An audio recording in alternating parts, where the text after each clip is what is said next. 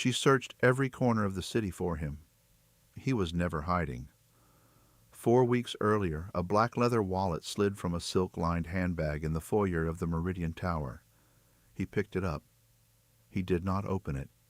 He placed it on the reception desk and walked back to his truck. The CEO did not see his face. She only saw the back of a blue work shirt disappearing through the revolving door. The revolving door spins behind him. Eleanor Vance picks up the wallet. It is still warm from his pocket. She does not open it immediately. She holds it in both hands, feeling the worn leather, the slight bulge of contents. The lobby is quiet. The afternoon rush has passed, and only a single security guard stands near the elevator bank, watching her with the careful attention of someone who has learned to read a room by its silences.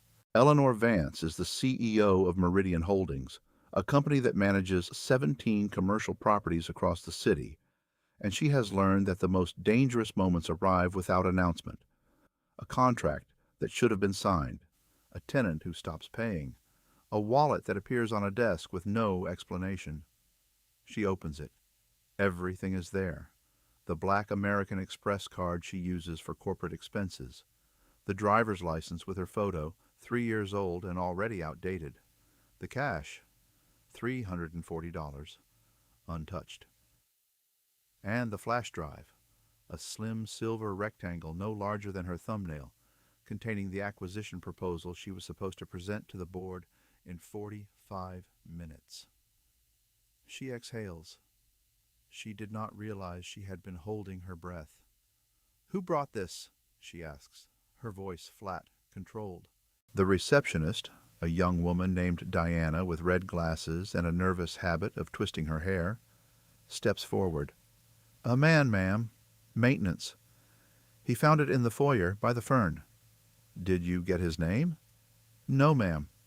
He just placed it on the desk and walked out. Didn't say anything." Eleanor looks at the revolving door. Through the glass, she can see the street, the late afternoon light casting long shadows across the pavement. The man is gone. She should let it go. The wallet is returned, the contract is safe, the crisis is averted. That is the end of the story. But something catches in her chest, a small, sharp hook of curiosity. Who returns a wallet without looking inside? Who walks away from $340 and a flash drive worth more than most people's annual salary? She picks up her phone and calls her head of security. The security office is on the second floor, a windowless room lined with monitors showing grayscale feeds of every corner of the building. Eleanor stands behind the security chief, a thick-shouldered man named Raymond who has worked for Meridian for 12 years and has never once been surprised by anything. "Pull the lobby cameras from 2 to 2:30, she says. Raymond taps a few keys. The screens flicker. And there he is, the man in the blue work shirt. He walks through the frame slowly, deliberately, his dented green toolbox swinging from his right hand. He stops at the fern. He bends. The movement is fluid, practiced, the way a man moves when he has done this exact thing 1,000 times, and picks up the wallet. He does not open it. He does not glance around to see if anyone is watching. He simply turns, walks to the reception desk, and places the wallet on the polished wood surface. Then he walks out. Eleanor watches the footage 3 times. Each time, she notices something new. The way he keeps his head down, not out of shame but out of habit. The way his boots are scuffed, the leather cracked, but the laces are tied with clean, even knots. The way he does not look back. "Can you get a face?" she asks. Raymond shakes his head. Every angle shows the same thing. His back, his side, the top of his head. He knows where the cameras are. He never looks up. Pull every camera in the building for the entire day. It takes the security team 2 days. They trace him through 6 cameras: the elevator, the loading dock, the parking garage, but every angle is the same. His back, his toolbox, the faded blue shirt with Caldwell stitched in white over the left pocket. They lose him in the parking garage where his truck, an old Ford with a dented tailgate, has no visible license plate. Eleanor interviews the maintenance staff personally. She finds an older man named Marcus, who works the afternoon shift and drinks coffee from a bucket-sized mug that reads, "World's okayest employee." "Yeah, I remember him," Marcus says, leaning back in his chair. "Temp. Came in for 3 days to fix the HVAC on the 14th floor. Didn't talk much. Always carried that toolbox." "Did he say anything about himself?" Marcus shrugs. "Not really. I asked him where he learned to fix stuff. He said his father taught him." "That's about it," Eleanor presses. "Did he seem unusual to you?" Marcus looks at her for a long moment. Then he says, "He fixed a chair in the break room. You know that chair no one could sit in because the wheel was broken? The one that's been sitting in the corner for 6 months? He fixed it. Didn't tell anyone. Just did it." Eleanor walks to the break room. The chair is there, by the window, its wheels smooth and silent. She sits in it. It is perfect. She asks for the contractor's paperwork. HR brings her a thin file. Inside is a single invoice from a company called Caldwell Repairs. A P.O. box in a working-class neighborhood. No phone number, no email. The invoice is handwritten, the letters neat and even. It lists the work done, the hours billed, and the total, $430. There is no signature. Eleanor writes a letter that night. She sits at her desk in her penthouse apartment, the city lights glittering below her, and she writes by hand on cream linen paper. She thanks him for returning the wallet. She tells him that the flash drive contained a contract worth $2 million. She offers a reward, $50,000, cash, no questions asked. She seals the envelope, addresses it to the P.O. box, and places it on the foyer table for her assistant to mail in the morning. She does not sleep well. 3 days pass, then 4. A week. Eleanor checks her email every morning, expecting a response. Nothing. She calls the post office. The box is active. Letters are being collected. But no one has responded to hers. She hires a private investigator. The investigator is a lean man named Torres who wears a cheap suit and carries a notebook. He spends 2 days watching the P.O. box. He reports that a man in a blue work shirt arrives every Saturday morning, collects the mail, and leaves within 2 minutes. He drives an old Ford truck with a dented tailgate and no license plate visible from any angle. "Can you follow him?" Eleanor asks. "I can try," Torres says, "but he drives like a man who knows he's being followed."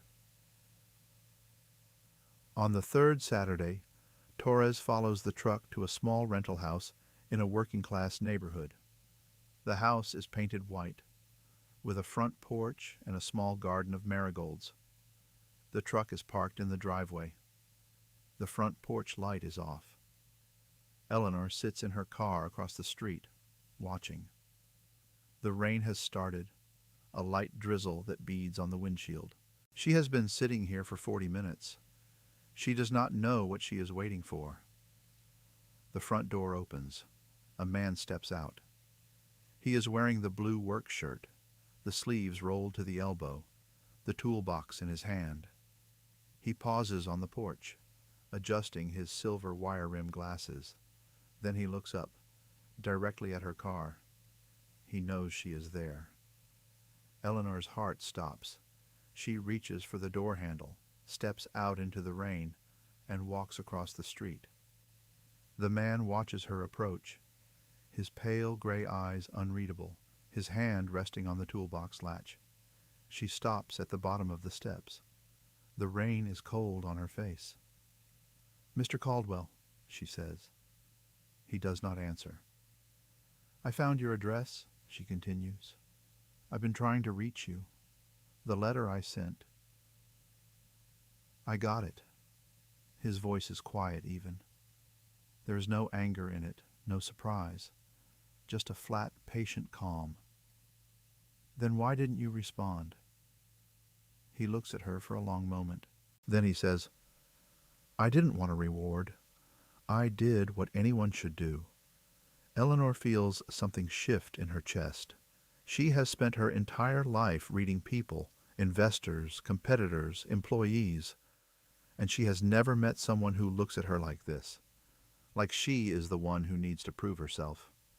Let me help you, she says. I can give you a job, a real job, with benefits, with a schedule that lets you be home for your family. His eyes flicker, just for a moment. A crack in the wall. I have a daughter, he says. I know. He looks down at his toolbox, then back at her, and for the first time, his shoulders drop just slightly, as if he has been carrying something he did not know he could set down. Her name is Lily, he says. She's 8 years old. Eleanor nods. I'd like to meet her. He does not say yes, but he does not say no. He steps back, holding the door open, and Eleanor Vance walks into the small white house with the marigolds in the garden. She pulls the tape from the lobby cameras.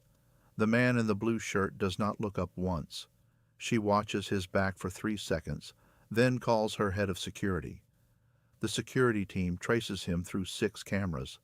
The first shows him entering the loading dock at 7:14 a.m., the dented green toolbox swinging from his right hand, his head down.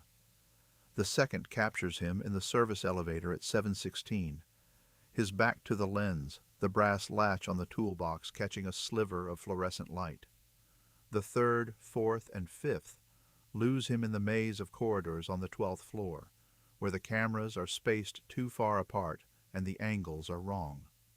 The 6th camera, in the main lobby, catches him placing the wallet on the reception desk at 7:43 a.m. He does not look up.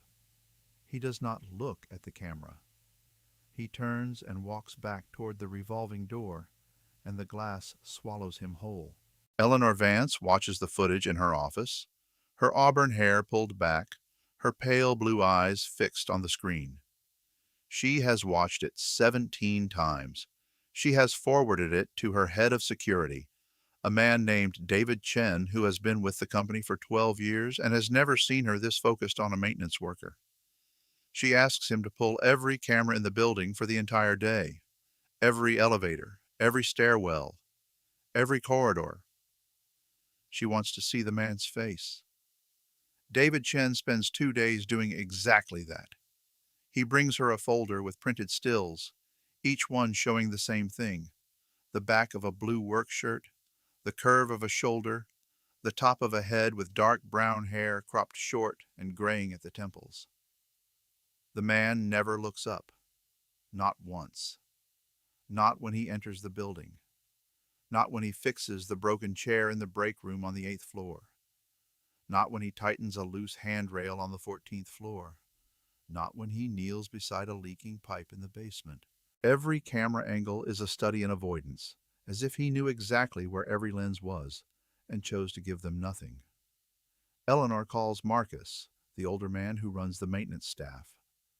Marcus is 62 years old, with a bucket-sized coffee mug and a voice that sounds like gravel rolling downhill.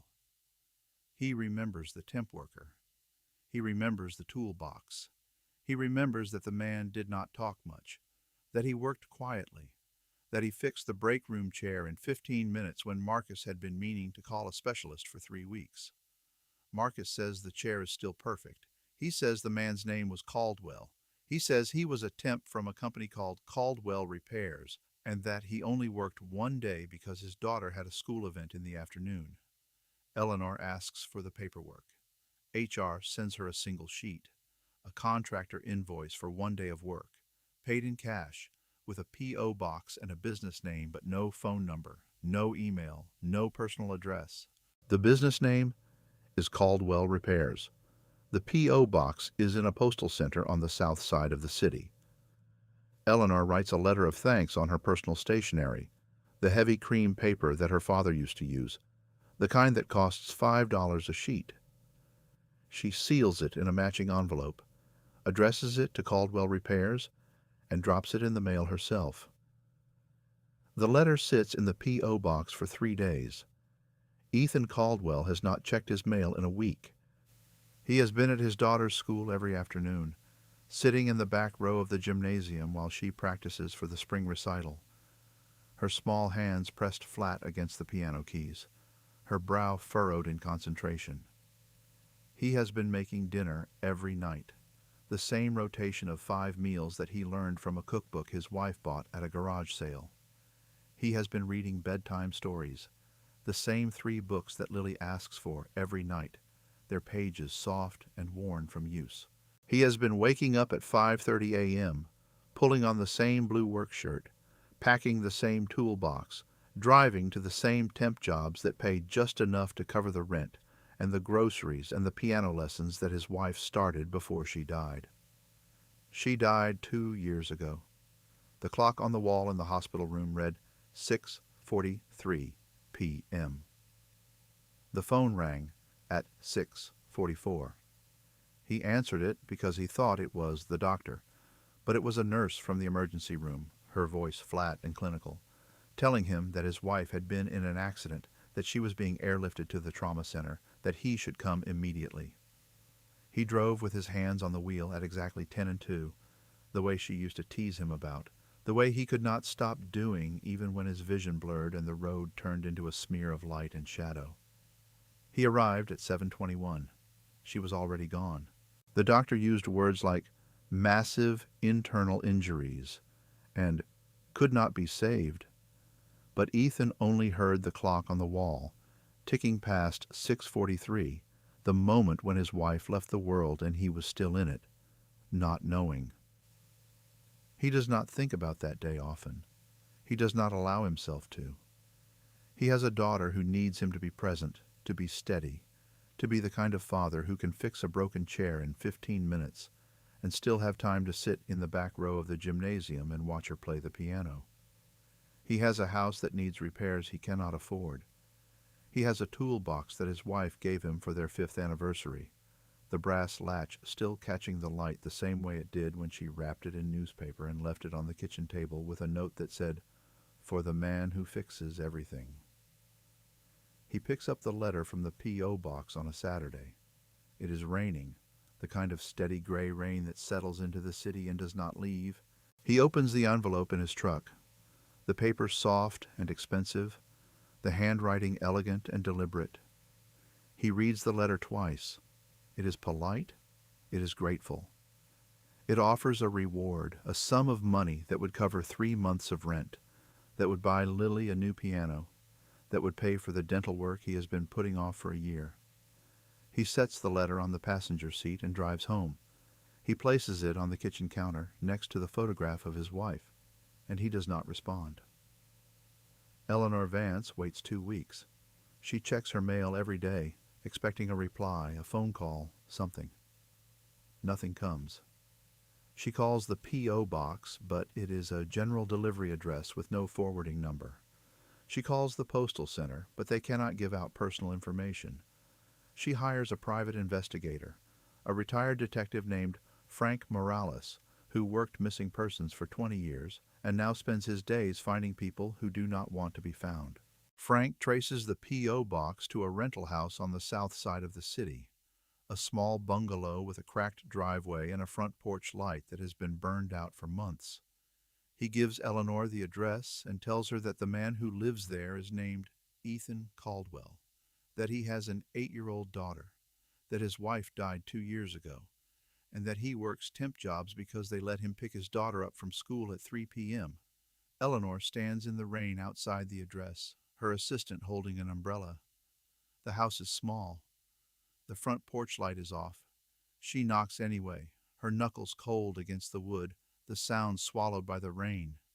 She does not know what she will say. She does not know why she is here, in this neighborhood, on this street, standing on a cracked concrete step outside a house that has no business belonging to the man who returned her wallet without looking inside. She knocks again. The door opens. The letter sits in a P.O. box for 3 days. Ethan Caldwell hasn't checked his mail in a week. He's been at his daughter's school every afternoon. The P.O. box is in a strip mall on the south side of the city, between a laundromat and a discount tire shop. The lock is rusted. The box number is 47. Inside, 3 pieces of mail, a utility bill, a flyer for a new pizza place, and the cream linen envelope with no return address. The envelope is heavy. The paper inside is folded once, precisely, as if the sender measured the crease. Ethan does not know about the letter. He has not thought about the wallet since he placed it on the reception desk. That was a Tuesday. By Friday, he has repaired a broken toilet in a law firm, replaced 3 light fixtures in a dental office, and picked up Lily from school 4 times. His life is measured in small, finished tasks and the weight of a small hand in his. The school pickup is at 3 o'clock. Every day he arrives at 2:55. He parks his truck in the same spot, third from the end, under the oak tree. He sits with the engine off, his hands resting on the steering wheel, watching the doors. When they open, he scans the crowd until he finds her. She always comes out last, her backpack too big for her shoulders, her hair in 2 braids that her mother used to tie. Her mother used to tie them tight. Ethan's are always a little loose by noon. On Thursday, he picks her up and drives to the strip mall. He needs to mail a rent check. Lily sits in the passenger seat, her shoes dangling above the floor, a stuffed rabbit in her lap. The rabbit has 1 button eye missing. Sarah made it when Lily was 3. Ethan has never suggested replacing the eye. He does not know why. He opens the P.O. box, the utility bill, the flyer, the cream envelope. He recognizes the paper before he reads the words. It is the same weight as the paper in the wallet, the same color as the reception desk. He opens it standing in the strip mall parking lot, one hand on Lily's shoulder, the other holding the letter. The letter is short, 3 sentences. Thank you for returning my wallet. I would like to thank you properly. Please call me. A phone number, a name, Eleanor Vance. He folds the letter and puts it in his pocket. He does not call. The next day he picks up Lily and drives home. The letter is still in his pocket. He takes it out at the kitchen counter, reads it again, sets it next to the photograph of Sarah. The photograph shows her holding Lily in the hospital minutes after birth, her face exhausted and radiant.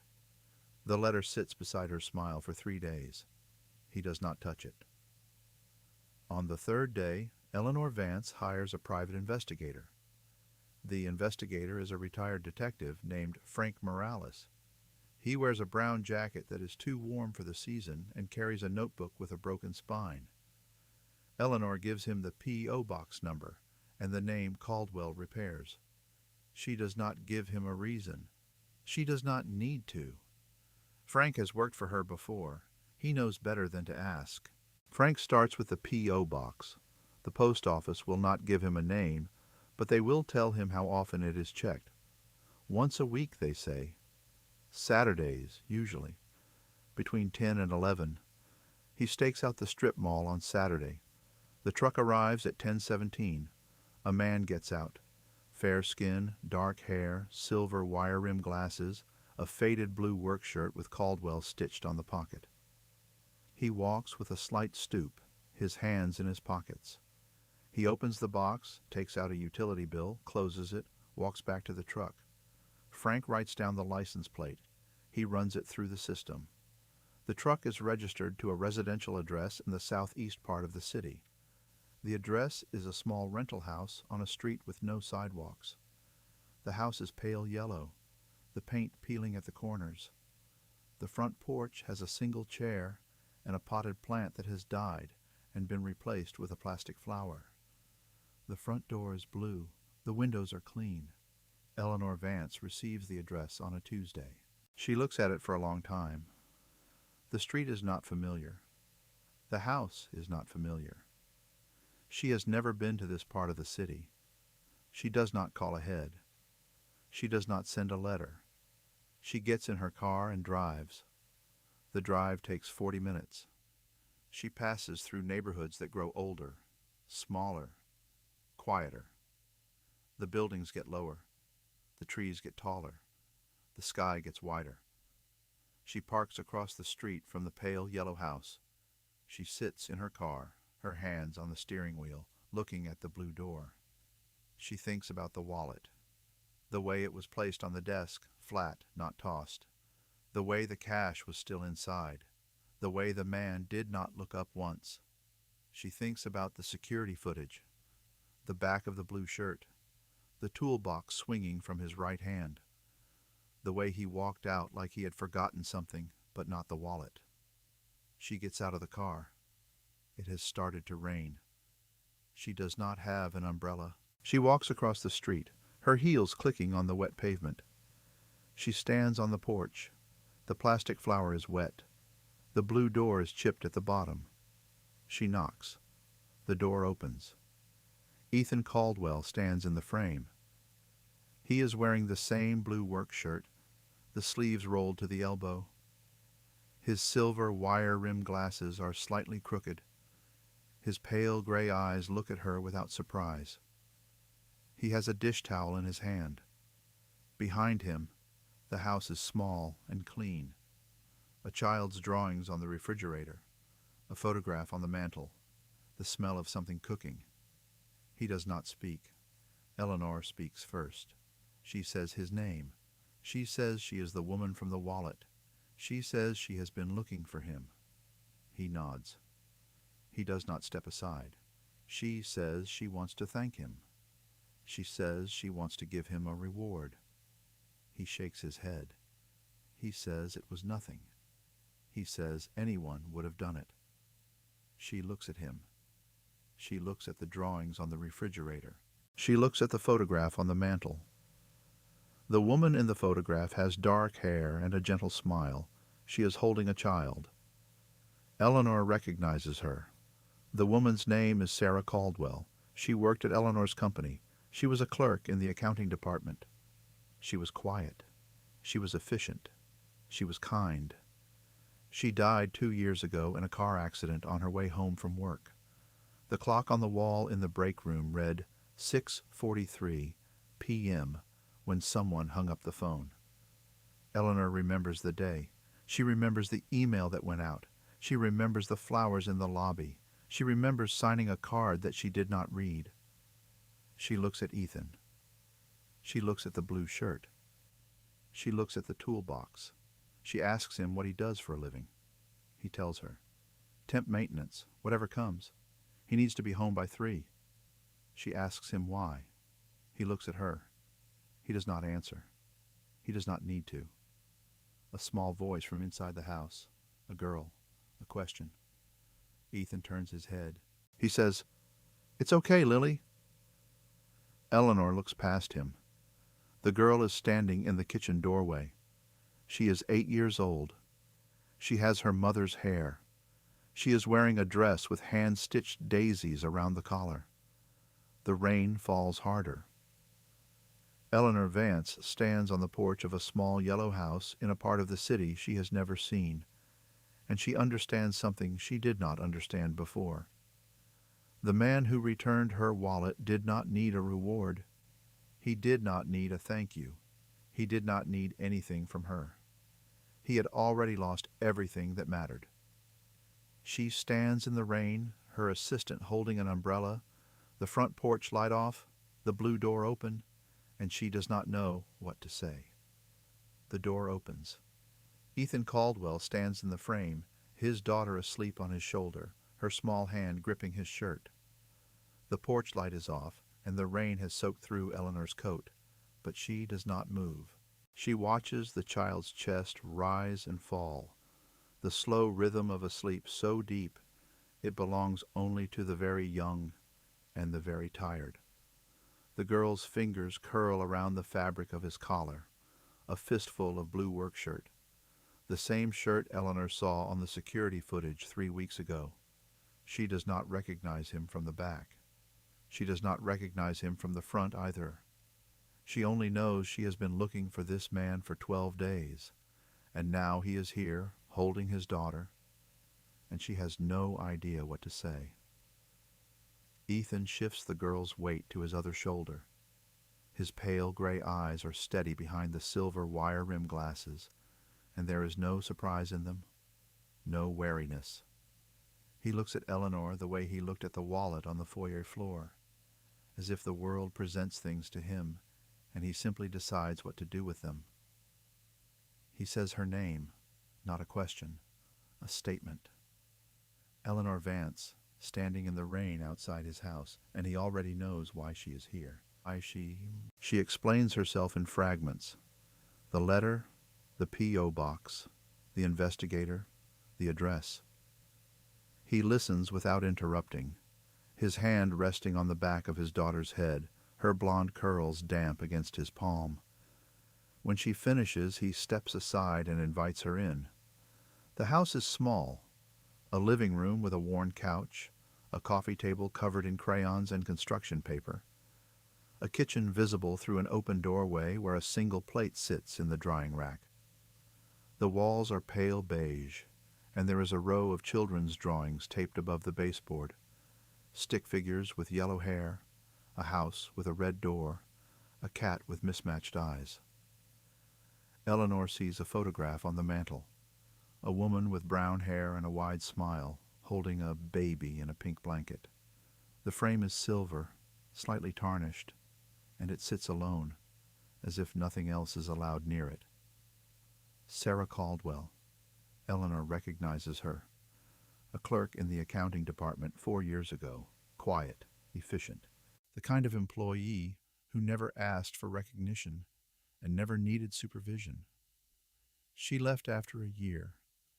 Personal reasons, the file said. Eleanor never thought to ask what those reasons were. She never thought to ask anything at all. Ethan sets Lily down on the couch, pulling a knitted blanket over her shoulders. The girl stirs, murmurs something, and settles deeper into the cushions. He watches her for a moment, his hand hovering near her cheek, and then he turns and walks to the kitchen. He pours 2 glasses of water and sets them on the coffee table, careful not to disturb the crayons.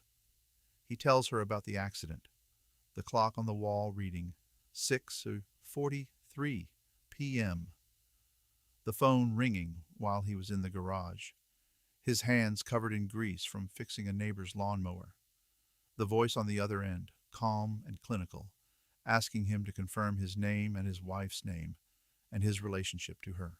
He drove to the hospital with his hands still dirty, and when they let him see her, he held her hand and watched the machines go quiet one by one. He does not look at Eleanor when he says this. He looks at the photograph on the mantel, and his voice does not break. But it slows, each word placed carefully, as if he is building something that must not collapse. The mortgage, the funeral, the daughter who asked for her mother every night for 6 months. He took the temp jobs because they let him leave at 2:30, because no one expected him to stay late, because he could carry his toolbox into a building and fix what was broken and walk out without anyone asking who he was. He never asked for help. He never filed for assistance. He never told anyone at the hospital that his wife had worked for Meridian Tower, that her insurance had lapsed 3 months before the accident because she had switched to part-time hours to care for Lily. He did not know how to ask. He still does not. Eleanor listens. She does not interrupt. She does not offer platitudes. She watches his hands, the small crescent-shaped scar on his left index finger, the way he turns the glass of water without drinking from it, the way he checks the girl on the couch every few seconds, a glance that is not anxious, but automatic, like breathing. She understands in that moment that she has never met anyone like him. She has met people who returned wallets. She has met people who did good deeds. She has never met someone who did a good deed and then vanished, who asked for nothing, who expected nothing, who built an entire life around the care of a child and asked no one for help. She offers him a job, a proper position, building maintenance supervisor at Meridian Tower, full benefits, a salary that will cover the mortgage and the school fees and the winter coat Lily needs, a schedule that ends at 2:30 every day, no exceptions. She tells him she will put it in writing. She tells him she will sign it herself. She tells him she will not let anyone change it. He looks at her for a long time. His pale gray eyes are unreadable, and for a moment she thinks he will refuse, that he will thank her and close the door and return to his life of temp jobs and P.O. boxes and dinners eaten alone after his daughter falls asleep. But then he looks at Lily, her small hand draped over the edge of the couch, her fingers still curled as if she is holding something, and he nods. He accepts, not for himself, for his daughter's future. Eleanor drives home in the rain, her assistant silent in the passenger seat. She does not speak until she is in her office, the city lights blurring through the window, her hands still cold from the rain. She calls her team into the conference room. She tells them the story of the man who returned a wallet and asked for nothing. She tells them about the photograph on the mantel, the daughter on the couch, the hands that had not stopped working even when the world had stopped caring.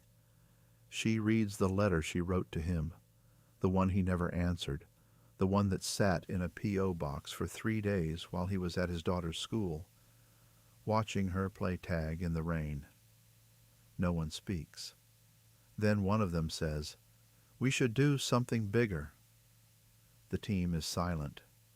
Then one of them says, "We should do something bigger."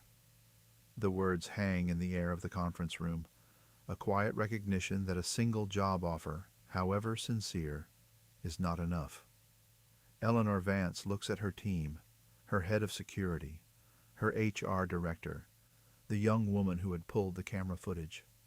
She sees something in their faces she hasn't seen in years, a collective certainty that they are on the edge of something that matters beyond quarterly reports and market share. The HR director, a woman named Patricia with silver hair and reading glasses perched on her nose, speaks first. "We have a foundation, a corporate social responsibility fund. We've been sitting on it for 2 years trying to decide what to do with it." Eleanor nods slowly. She remembers the fund, a tax-efficient gesture approved by the board, then forgotten. "What's in it?" $250,000, initial seed money. "Double it," Eleanor says. "Personal contribution. And we're going to name it after someone." The team doesn't ask who. They already know. Over the next 3 weeks, the Sarah Caldwell Memorial Scholarship Fund takes shape. Not a generic charity, but a specific one, for children of single parents who have lost a spouse to sudden death. The application is simple. The criteria are clear.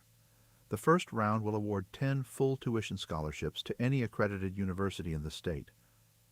Eleanor doesn't tell Ethan. Not yet. She wants it to be a surprise, a quiet thunderclap that he will walk into without warning. Meanwhile, Ethan Caldwell starts his new job, the building maintenance supervisor. It's a title that sounds small, but the reality is different. He has a team of 4, a small office with a window that looks out at the city skyline, a schedule that starts at 7 and ends at 3, every day without exception. He picks Lily up from school, makes her dinner, helps with her homework, reads her a story before she falls asleep with her mother's photograph on the nightstand. The first week, he feels the weight of the change. The lobby is the same marble floor he once crossed with his toolbox. The elevator is the same one where he stood with his back to the camera. But now, when he walks through, people look at him differently. Not with suspicion, not with dismissal, with recognition. It starts small. The receptionist, a young woman named Maria, who had been there the day he returned the wallet, smiles at him. "Good morning, Mr. Caldwell. He nods, says her name back. She blinks, surprised he remembered. Then the security guard, a man named Carlos who works the morning shift, waves him through. "How's your daughter?" Carlos asks. Ethan tells him she's learning piano. Carlos grins, says his own daughter plays the violin. These moments accumulate. They are not grand gestures. They are not the kind of thing that makes a scene. But they are real, and they are earned. And Ethan Caldwell, who has spent 2 years invisible, begins to feel the shape of something he thought he had lost: belonging. 6 weeks after the scholarship fund is created, Eleanor calls him into her office. The corner office on the 38th floor, with windows that make the city look like a model of itself. He stands in the doorway, his work shirt clean, his hands empty. He doesn't carry the toolbox into her office. He leaves it outside, resting against the wall. "Close the door," she says. He does.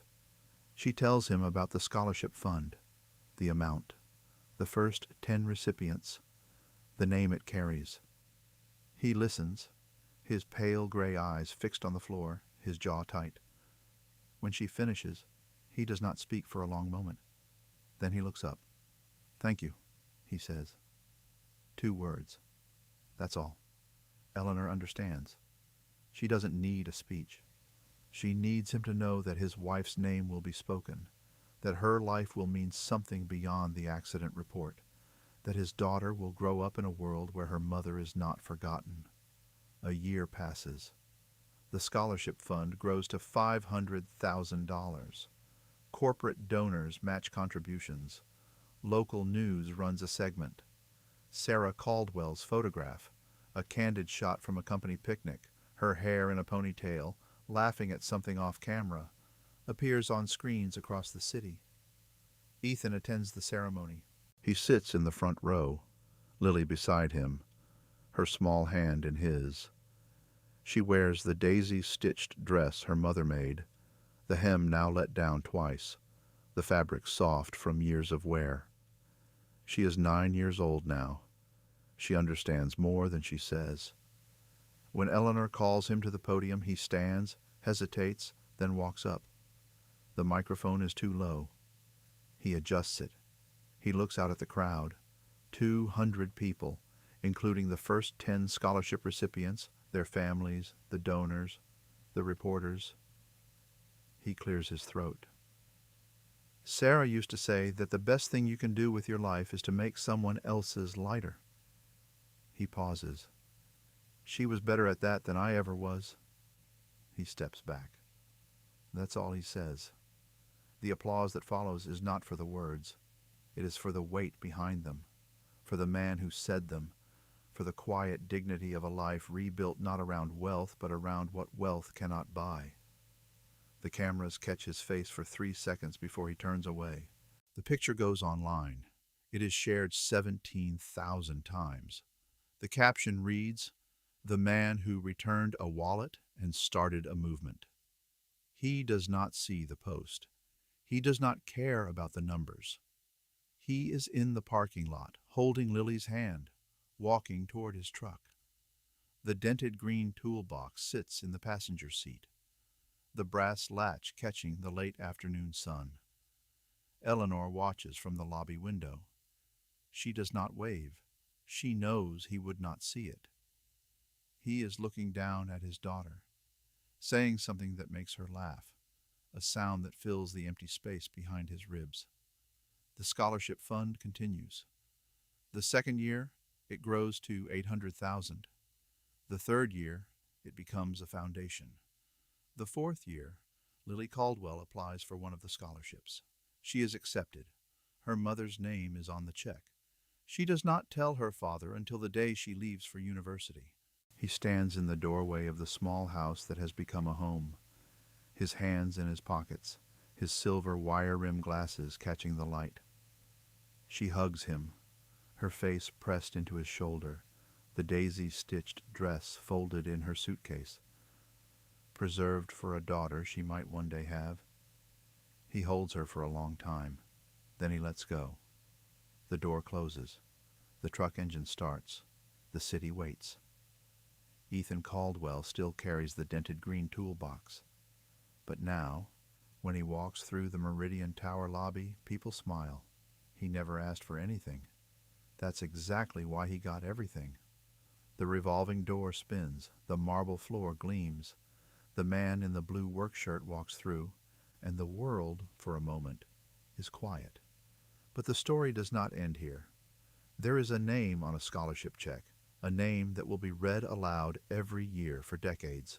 There is a daughter who will become a doctor, who will remember the sound of her father's toolbox clicking shut at 3:01 p.m., who will tell her own children about the man who returned a wallet because it was the only thing that made sense.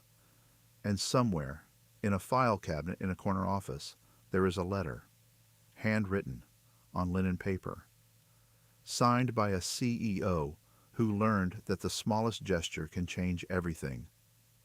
The letter reads, "Thank you for teaching me what I was too busy to see." It is the only reward Ethan Caldwell ever accepted. Who taught you what you were too busy to see? Null Stories.